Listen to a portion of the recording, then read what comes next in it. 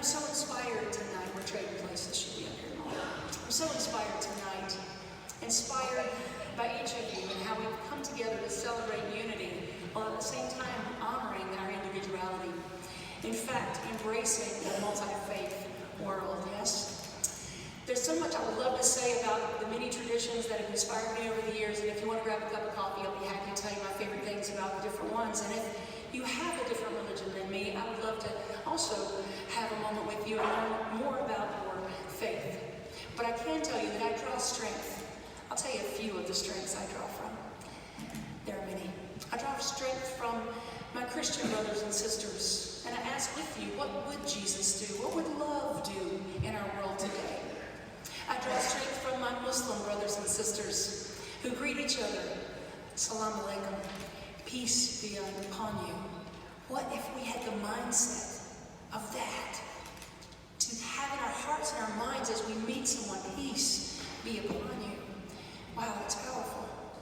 Or our Hindu brothers and sisters who greet each other with namaste. I bow to the divine in you. Yes. And our Buddhist family who spend their days cultivating inner peace and stillness so they can show up in the world as peace, examples of what's possible as peace. And our Jewish family living by those words that what is hateful to yourself, do not do to your fellow man. I had the wonderful opportunity a couple of weeks ago to attend the Parliament of World Religions in Toronto, Canada. And every single day there was a place called the Langar. And every single day, our Sikh brothers and sisters fed between 7,000 and 8,000 people lunch, because that's part of their tradition. What if we had that type of outlook on life, that we were looking for ways to nourish our neighbors, heart, mind, body, soul, physically, whatever's needed. I also had the amazing opportunity of meeting Mahatma Gandhi's grandson, Arun Gandhi, and he told a story of sharing his time with some folks who were very wise and spiritual, and he asked them, what are you causing in the world? What are you doing in the world? And they said, we're waiting on a Gandhi. And he said, don't you see? You are the Gandhi. You are the Gandhi. We are the change that we so often are crying out for, longing for. We are the ones we've been waiting for. We're it. So let us look at these different faith traditions and we realize indeed they do not water ours down, that they can enhance our faith traditions and help us to be the change we want to see in the world, because it is up to us. So our call to action tonight, and I'm Morris thinking, I think you were supposed to say something about a call to action. Here's our call to action.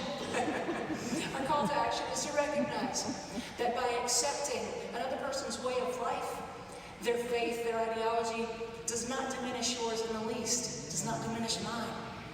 To move past tolerating another person and into embracing one another. To lean into life, letting love lead the way, asking ourselves every day, what would love do in this situation? To live not just on Thursday or tonight, but to live with gratitude as our daily practice. And yes, to support organizations like Mecklenburg Ministries and Crisis Assistance Ministries, those people out there helping create change in our world.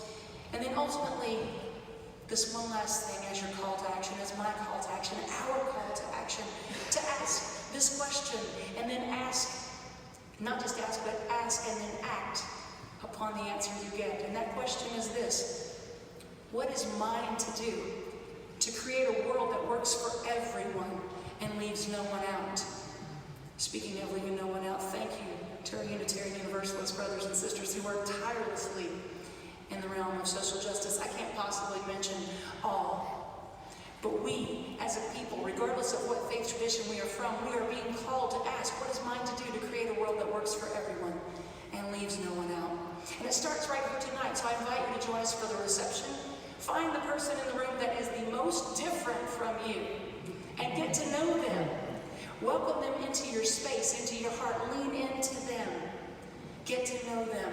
Because loving your neighbor is great, and we need that, but not just from a distance. We need to love our neighbor so that we stand with our neighbor. We stand up for our neighbor. We speak up when their voice is not being heard. Yes, thank you for embracing a multi-faith world.